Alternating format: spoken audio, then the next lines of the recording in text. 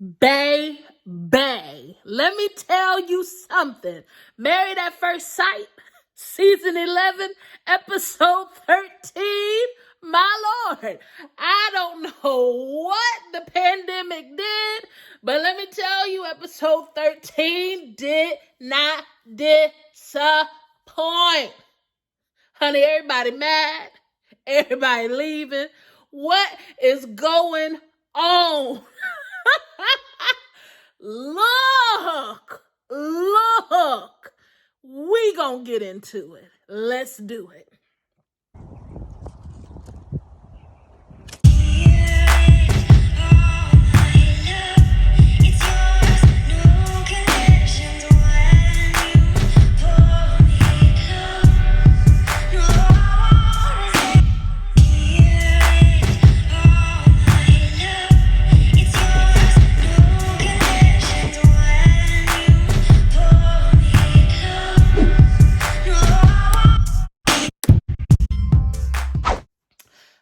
All right, guys, I don't even know who to start with first. But what I do want to let you know is that I am Brittany, aka the Fruitful Wife, your marriage cheerleader. On this channel, you are going to find marriage motivation. You are going to get reviews on marriage TV shows, and you're going to get to look at this beautiful face every time you watch a video. So what I want you to do before I get into these couples is hit that subscribe button and make sure you hit that bell so you can get notified every time I drop a new video. Go ahead and hit that like button. It looks like a thumbs up, and that sends me out further into the YouTube atmosphere. But what we gonna talk about is BRET and Olivia. And if I could pick an appropriate song to go with what happened with them in this episode, I would say, I think you better let it go. Let it go, baby. It looks like another love TKO. Ow. Honey, I don't know what happened or why it happened, but needless to say, BRET and Olivia are done. It is so sad. I am so hurt. I wanted them to make it so bad. But let me tell you so. Okay. Let's start with quarantine hit. We know that Olivia is a nurse practitioner, right? So she's working a lot in the hospital, and she's saying that she's seeing a lot of COVID. So that leaves BRET at home by himself. And I guess it's leaving BRET a lot of time to think about some things as well. At his job, he hasn't been going in because actually some of his employees tested positive for the virus. So he had been staying home. But here's the thing. BRET was like, Olivia and I talked to Dr. Viviana. Dr. Viviana talked with us, and we all agreed that we were going to start making steps towards intimacy, and that she was also going to come visit my home, and we were going to begin to move some things in. He said that she has failed to do that since the talk with Dr. Viviana. Not only has she failed to do that, but she has not made any efforts towards him at all, so he says. Also, he says that it's not because she's a nurse practitioner and working because of the virus. He said that she had an entire week off and did not want to step foot into his house one time. He said that fundamentally what they want is so different, and he doesn't see how they could work. Honey, here is the kicker. This man cleans out every cupboard. He cleans out every drawer. Not only does he take all the food, But he even takes the salt and pepper. When I tell you he took everything out of the apartment, he took everything. He took the seasonings out the cabinet, you guys. You know the little sauce packets that you save when you eat at like a restaurant or Chick-fil-A or McDonald's or something like that, and you have the leftover sauce packets in the drawer. Honey, he took all the sauce packets, got his 4 duffel bags, scooped up his kitty, and left and went to his house. He said, we are past the 8-week mark. Decision day has already passed. Production is shut down. I don't know how much longer they're going to postpone this. It could be 5 months for all I know. But he said, I do not have time to put my life on hold waiting for it when I know what I want. Honey, Olivia came home from the hospital and everything was gone, and she was hot about it. Now, one thing that he mentioned too is it's his pet peeve that when they're watching a movie together, you are preoccupied on your phone. Honey, that ain't no reason to leave nobody. Then he said another thing that bothered him was the fact that in the midst of a lockdown and quarantine, she went to go visit her mother. He wasn't okay with that.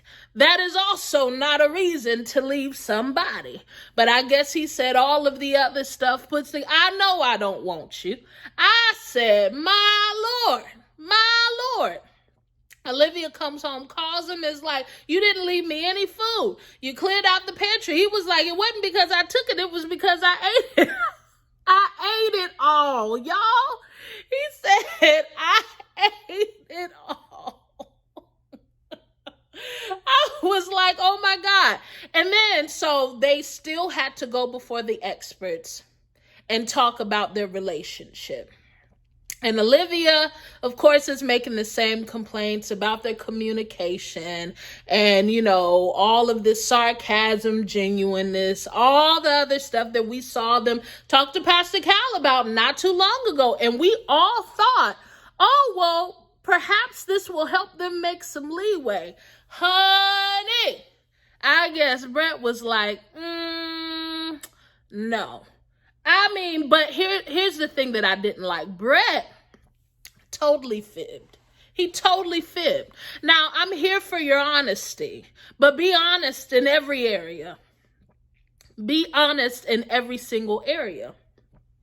One thing that he said was, I guess there was a miscommunication because my cat was getting scratched up and bullied by the other cat. And I told her that I was going to go to my own home because I wanted my cat to be safe. And that's why I packed up and went back to my house for the cat. Now, you know good and well, BRET. You know good and well, BRET, that ain't the reason why you left the house. You left because you were tired of Olivia and you wanted to make a statement. That had absolutely nothing to do with your scratched kitty. But after the conversation that he had with Pastor Cal, he was like, yeah, I think I'm done. He said, I know how I feel and that's all that matters. Whoa.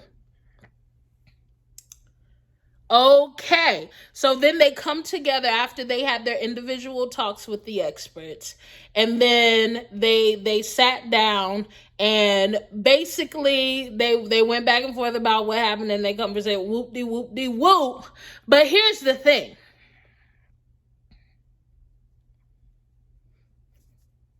Y'all ready? Okay, here's the thing. Olivia was like, is there anything that we can do to begin moving in the other direction? Meaning a positive direction. Honey, BRET was like, no thanks. We're done. and got up and left Olivia sitting in that apartment. Y'all, I was like, what? So technically, I'm like, he did stick it out for the 8 weeks. I just really thought that they could have worked it out. They are both so stubborn. And Olivia over there beating a dead horse, uncompromising. And BRET is so just guarded and sarcastic and uppity. I mean, Lord, it's gonna take more than a couple of sessions with some counselors to fix what they got going on.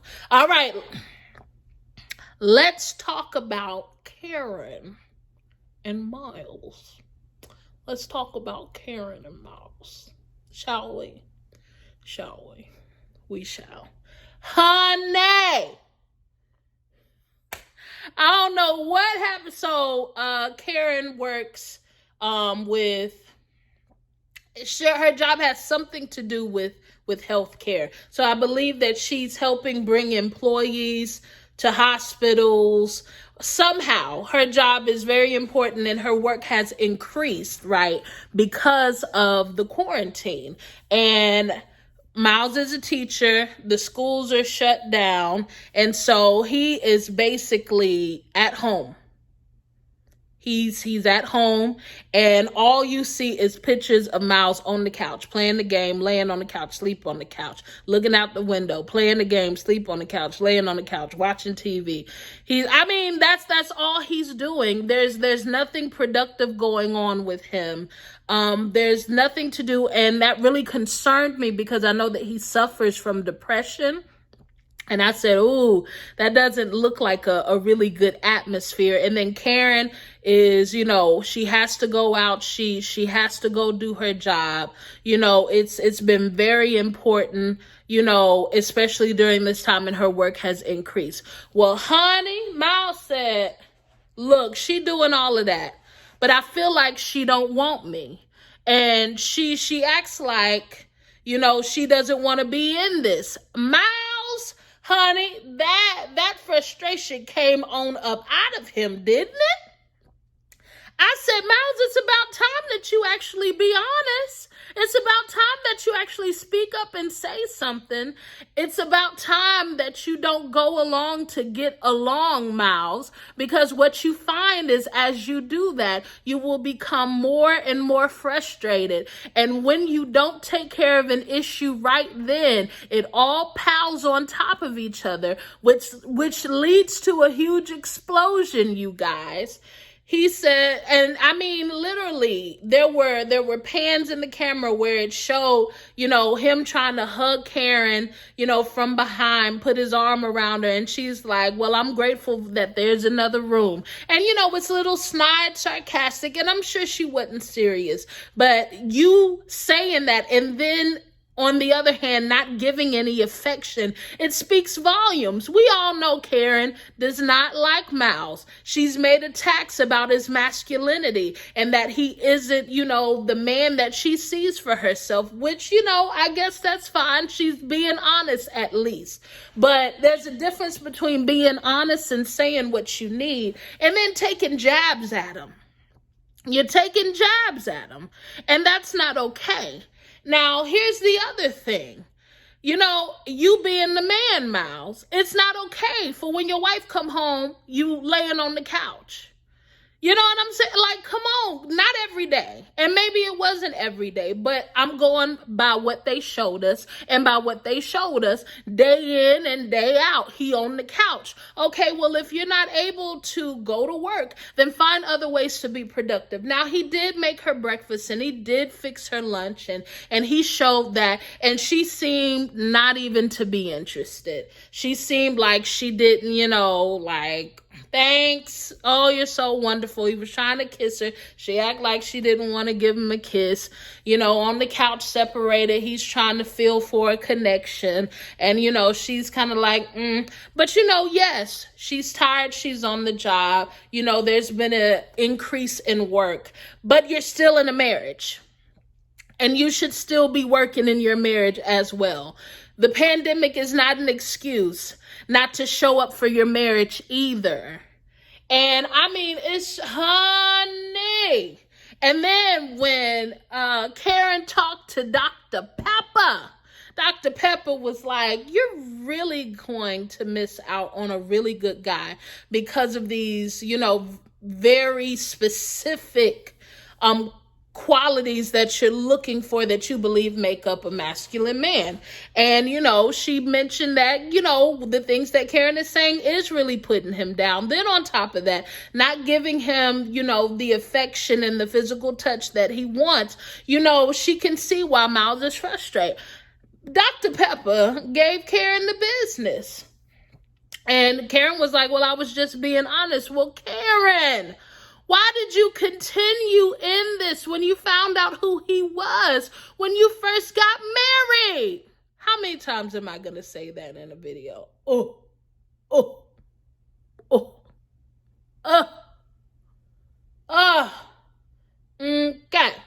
So, Miles talks to Pastor Cal. And Miles is like, she's taking digs at my masculinity, saying I'm not this, saying I'm not that. And those are her excuses to why she doesn't want to touch me. And I feel like she's not even trying. I feel like she doesn't want to be here. I feel like she doesn't want me. She doesn't make me feel wanted. All truths. All truths. But then again, Miles ain't really giving her the business.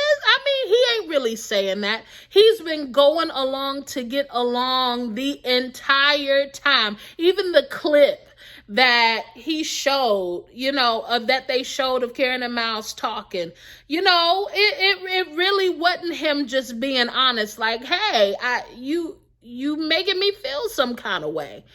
But Karen got emotional talking to Dr. Pepper. She was like, well, Miles said that if decision day was today, he would say no because he feels like I'm not putting in an effort and because I don't want him. I was actually really shocked that Karen cried. I was like, really? Really? I didn't think Karen, this entire season has not given me a reason to wonder. She hasn't given me a reason to think like that she was into Miles. I was really shocked to see the tears. I was like, really? I wonder will the attraction grow now if he begins rejecting her? That's curious to me. I'm very curious to see that. But here's the thing. Even after they talked to the experts, they came together to discuss what they discussed with the experts. And Miles was like, I was just saying I need some affection and all of that. And then Karen was like, well, I know that you need physical touch. So even me just putting my hand on your, what?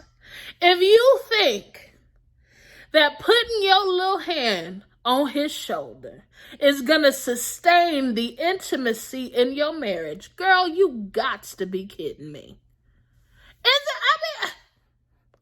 What? You feel like putting your hand on his shoulder is making progress? Child cheese. And Miles just like, yeah, that'll work. Yeah, that's good. That's good. Once again, Miles wanting to go along to get along and not saying, no, that ain't gonna work for me. You so busy talking to Pastor Cal about it. You didn't talk to Miles about it. They showed in a clip for next week. You saying, Miles, we haven't been intimate. We haven't had intercourse. And, that's a problem. You still ain't. Child, bye. Ciao. Bye. Bye. Bye. Bye. Okay, so let's move on to Bennett and Amelia. So love Bennett and Amelia. They're doing well, so to speak, very guarded in their relationship, not very forthcoming in their relationship. I believe that they're having a lot of deep conversations without production, coming to an agreement not to share much with production. And that is what's presenting a united front on camera. I feel like they want to be a lot more private than others are being on this show. And I feel like a lot of the stuff they've already really discussed and decided that they weren't going to share with us. That's how I really feel. Of course, Amelia revealed where her residency is. It's going to be in Virginia. Yay. An avocado. And that was the biggest issue. Was he going to go with her? And Amelia is like, this is a huge step, and to ask him to drop his life and follow me, a stranger that he just met. Ma'am, that's your husband. That's your husband. Yeah. You should expect him to come with you, especially you're a doctor. Yes. No, you shouldn't throw away all of his dreams. Of course not. But I don't think it's far-fetched to hope that your husband goes with you to your residency. I you know what I'm saying? Like, yes, I understand it's married at first sight, but you guys knew what y'all were getting into. These are drastic lifestyle changes that are happening super quickly. Come on now. So, of course, Bennett, said that he's gonna, continue to stay with her. But here's my problem. He said he's gonna stay half the year in Virginia and then half the year in New Orleans. What? What you mean? You stay in half the year in another state away from me? Amelia seemed happy about it, but let me tell you something. If that was me, I'm not going for it. Yes, I understand people have jobs where they're gone for that long. Yeah, if that worked for you, then let it work for you, but that ain't gonna work for me. You hear me? You ain't gonna spend 6 months away from me running a rinky-dink theater. I'm sorry. Don't at me. And so one of their other biggest issues were children. Amelia is ready to have children. Bennett wants to wait. I'm like, how do you want to have children now when you in the middle of a residency? Can somebody explain that to me? From what I understand, no, I am not a doctor, nor am I a medical professional. But from what I believe that I know is that residency and the beginning years for a doctor in their profession is extremely grueling. It's a lot of not sleeping. It's a lot of long hours. It's a lot of hard work. It's a lot, right? I don't understand how you trying to give birth in the midst of that. And you're in the middle of a pandemic. Who is intentionally trying to give birth in the midst of a pandemic? Now, I understand those, it's just, but you planning? I guess maybe she's thinking, a couple of months and this will all go away. Like, what? I just, I get it, but I don't. You want a baby right now, Amelia? And you just starting your career as a doctor? That's a lot. That's a whole lot. And Bennett wants to wait because he said there are some things that he wants to do with his career that would be hard, if they had children. And I was like, do tell, Bennett, what are these plans? Please share with us. What are these plans? Anybody? No, somebody? Go. All right. Anyway, because I'm like, You were like a, what do you say, a landscaping architect's assistant, and then you have a theater, and then he drove a pedicab?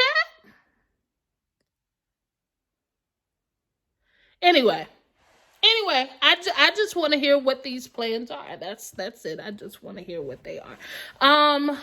But afterwards they said that Amelia is willing to wait until it's right for the both of them. Hopefully it's sooner than later. Great. Ain't much drama going on. During the pandemic, they were all cuddling and stuff. And, Amelia's volunteering at a homeless shelter, and Bennett's so attentive to her, and yada, yada, yada. All of that kind of stuff. So let's move on to Christina and Henry.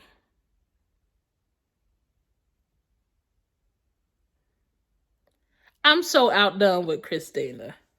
Christina seems to be a lying cheater.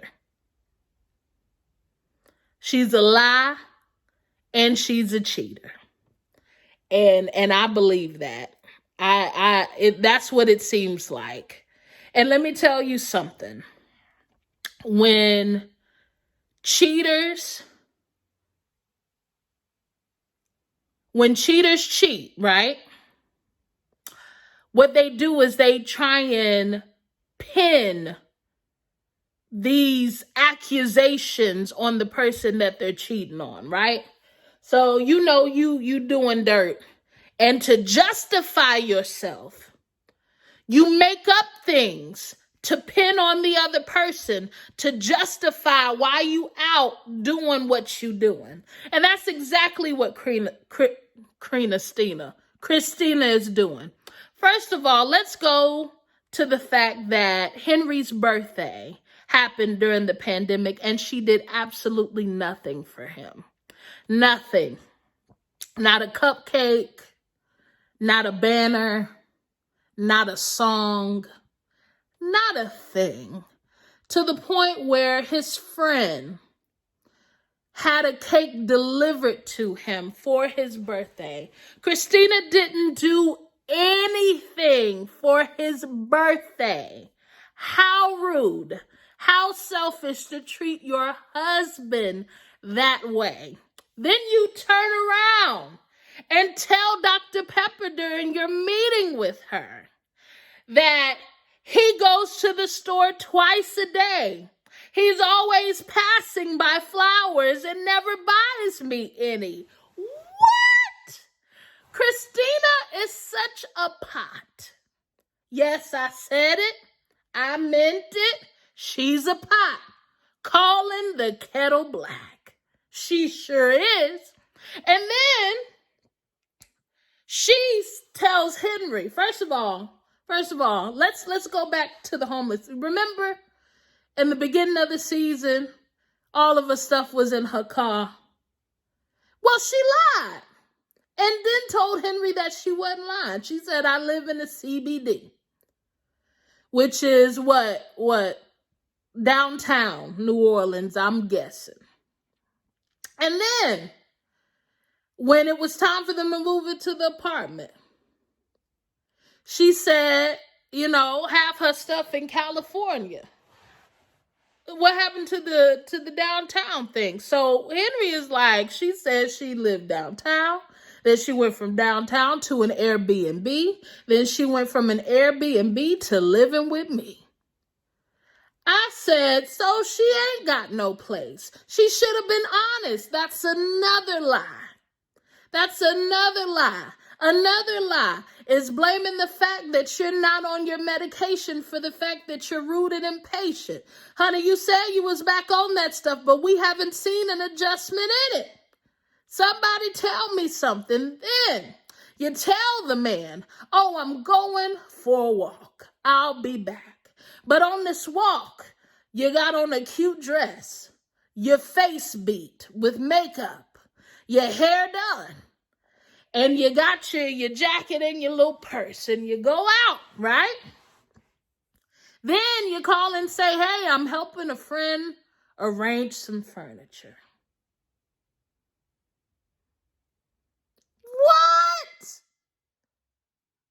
Okay. And then you'd never come back home.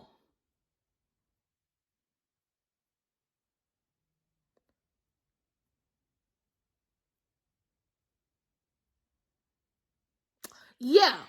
And then you come to Henry. Honey, here's the kicker. Then you come to Henry and tell him that a friend of a friend of a friend sent a text to a friend of a friend, that friend and Henry, who are both males, are an item, and that they've been seeing each other, and that's the reason why Henry don't want her. You're lying. He says, show me the text. Show me who this person is. You don't show him who it is. You don't show him the text because you're a liar. Liar. Because you out here in these streets. Because you ain't been touched and cuddled in a couple of months. So you out here getting cuddled and touched. So you need a reason to justify why you're doing it. So you come up with a lie, which I'm sure your little buddy that came to see you and give you some advice about Henry helped you formulate the plan. She's a liar and she's a cheat. It seems like.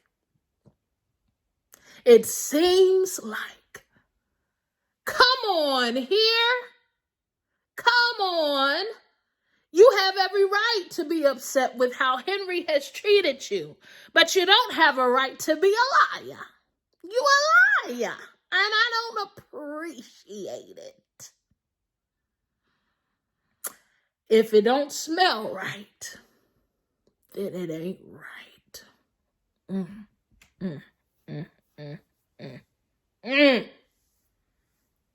Henry doesn't want to continue. But he gonna try anyway. I said, Lord have me. God bless him. God bless him. Lord, do a miracle. Do a miracle in this hour, Father. Do a miracle in this hour. Okay. Whew. Y'all see what I'm talking about? You see what I'm saying? Do you see what I'm saying? And then who do we have left? We have Amani and Woody, who get into a huge blow up about DMs. Let me tell you, there's only a huge blow up about DMs when there's something in those DMs. Let me tell you, I hadn't been married, not for a very long time, but long enough to know that if folk ain't forthcoming with stuff, that's because there is something hidden happening. Come on, somebody. Come on. Yes, I get privacy. Yes, I get it. I understand it. Guess what? I don't go through my husband's DMs because I don't have a reason to. Usually, when you want to go through DMs, it's either because there is some trust issues, maybe from the past or even in that relationship, but you haven't healed. So you get curious and you want to see if everything's on the up and up, right? Or because someone has given you an inkling. Now, they started this conversation as a joke, talking about DMs, the money, talking about, let me see the HOs, right? And Woody got real defensive. Woody, I would suggest if you're real serious about Amani, that you go ahead and clean all that stuff out and get rid of all of those old attachments, sir. Go on and do that. Okay? Okay, pumpkin? Because what you want in a marriage is for somebody to jokingly say, let me see them DMs. And you throw the phone at them here. Passcode is 7723. Go on, look. You're the only one up in them. Or if there is something in there, it's unread or it's been blocked, or whatever the case may be. That's what you want in a marriage. But they talked about it. They talked about it, and Woody understood. I don't think he still ever showed them DMs. Woody, go ahead and take care of that. Go ahead and take care of that, sir. Be a man of godly integrity and high moral character, sir. Go ahead and delete that stuff. And be a real one. Be a real one who need not be ashamed to show his DM. Come on, somebody. But yes, this episode did not disappoint you guys. That now, Amani also went ahead and told Woody that she loved him. I said, oh my Lanta. Okay. So she said that she loves him. I hope they make it work, because I don't want to see anybody divorced. I really, really don't. But honey, they gone trucking. They also going back and forth about this child and this puppy. Woody want a child, Amani want a puppy. So they gonna wait on both, and that's their compromise. But somebody pointed out to me, Amani don't seem to ever be compromising. She always seemed to get her way. I said, well, that ain't always gonna be the case, because Woody don't seem like he the one to take that for too much longer if he's really serious about something. All right, guys. So if you made it to the end of this video, I want you to comment down below papaya. Let me see how many people actually watch this to the end. I want you in the comments, if you finish this video, to write down the word papaya. That lets me know that you my riders. Y'all my riders, my real Fruit Family riders, okay? Papaya. And what I also want you to do is, this your first time on here, if you enjoyed this video, go ahead and hit that subscribe button. Turn on that bell so you can get notified when I drop another video. Remember, I'm coming out with a couples focus, and I'm going to discuss that couple. And on Monday, 7 p.m. Eastern Standard Time, I'll always read your comments. Make sure you're commenting down below so we can discuss it on Monday. We got to have something to talk about, you guys. Thank you so much for joining me. I appreciate you. We're headed to episode 14, you guys. So until next time, be fruitful and multiply. Bye-bye.